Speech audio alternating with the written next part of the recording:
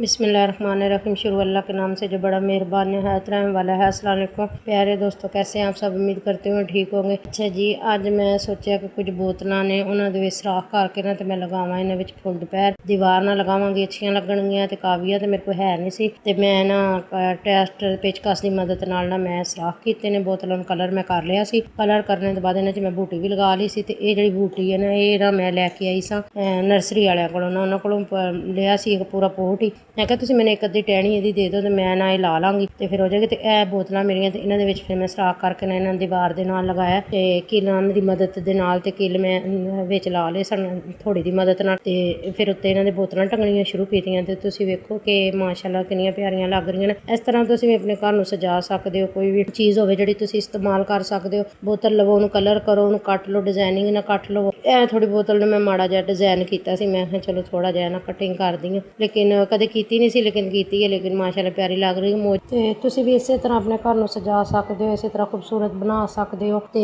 Channel नूं subscribe कर लो, video नूं अगे तो अगे शेयर कर दिया करो। ते इस तरह की मालूमात वीडियो तुहाडे वास्ते लैके आंदी रहांगी। एक वीडियो च तुहानूं मैं इन्नी सारी मालूमात दे दिंदी गमले कैसे बनाने ने, ते एक वीडियो तुहानूं सारी मालूमात दे दिंदी। ते चैनल नूं सबसक्राइब इस वास्ते कहनी कर लिया करो। अल्लाह हाफिज़, अल्लाह ताला तुहानूं खुश रखे।